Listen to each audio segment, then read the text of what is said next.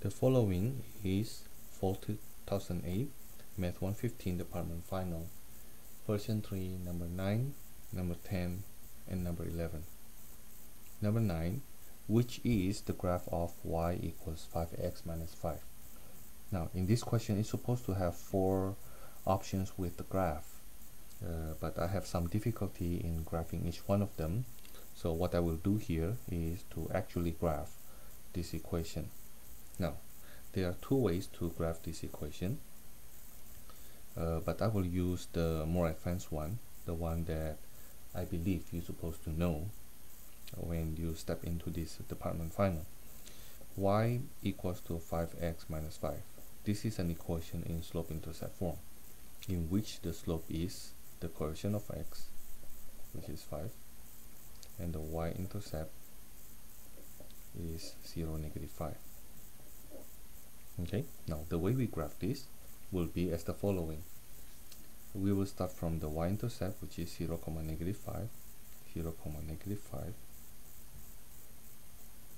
and then the slope is 5, which means from any point contained by the line, one of them is the y-intercept, because the slope is 5, means I go up 5 units and round 1.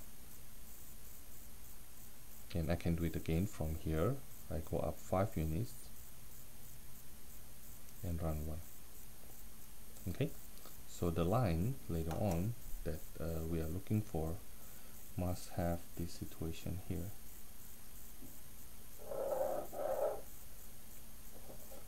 Okay, must look like that. Now, that's one way. Another way, which I don't really recommend but still should be considered as one of your options, is to find the x and the y-intercept. Of course, we already know the y-intercept. The y-intercept from that equation is 0, negative 5. Right? Now, how about the x-intercept? To find the x-intercept, we know that the y equals to 0. Right? Now, we set that to be equals we replace the y to be 0 in the equation and solve for x. Move 5 to the other side, so 5 equals to 5x and x equals to 1.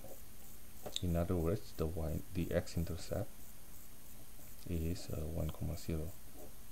Now, using these 2 coordinates, you check, if you imagine you have those 4 options, which line has the y-intercept 0, negative 5 and the x-intercept 1, 0.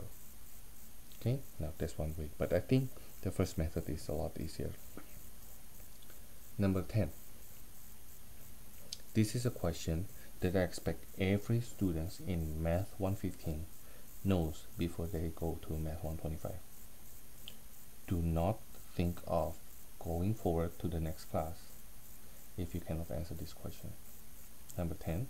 Find the slope of a line that contains these 2 coordinates. This is P1 and this is P2. The first point and the second point.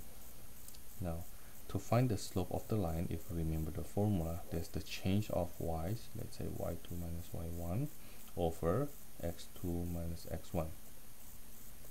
Okay, pay attention to your order. If I say this is the second point, then my x2 will be 6 and my y2 will be negative 5. Okay, and here this is my first coordinate, which means my x1 will be 8 and y1 will be 6. Now let's plug in the numbers.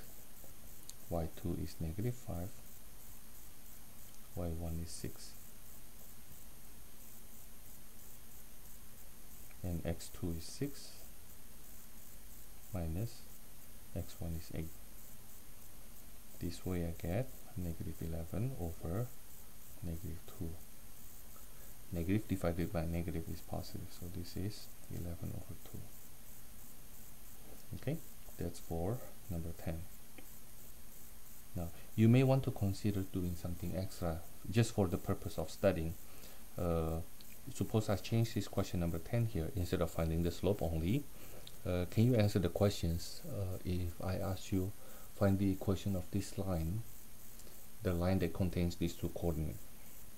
then you need to go on from this slope here to find the equation of the line. Okay, if we try to have fun with that, let's say, then I know that the equation of the line must look like this, plus a constant in slope-intercept form, right? And then I plug in either one of the coordinate. Let's say I plug in the first point, which is 8,6. If I plug it in, the y is 6, the x is 8. Then I will solve for b to have a complete equation of the line. If I multiply this is 44 plus b. So b equals to 6 minus 44, which is negative 38. That's my b. Therefore, the equation of the line will be y equals to 11 over 2x plus, minus 38. Now consider this my bonus to you. Okay. Yeah. The question only asks you the slope, but if you want to challenge yourself further, can you find the equation of the line instead of just the slope? Now, number 11, which shows the equation of a line in slope-intercept form that passes through point -5, -3 and has slope 3. From the options here, all of them already in slope-intercept form. Now, from these, you can see that the slope for option B is -3. That's not what we want. And option C, also the slope is -3. That's not what we want. Okay. Once we know the slope is 3, then we know that the slope-intercept form must have y equals to 3x plus a constant. What I will do now is to replace the x and y by that coordinate. So the y is -3 equals to 3 times -5 for the x plus b. So -3 equals to -15 plus b. I add 15 to the other side. I get b equals to 12. In other words, the equation of the line will be y equals to 3x plus 12. That's A. Okay. And now this is Fall 2008 Math 115, Department Final Version 3, number 9, number 10, and number 11.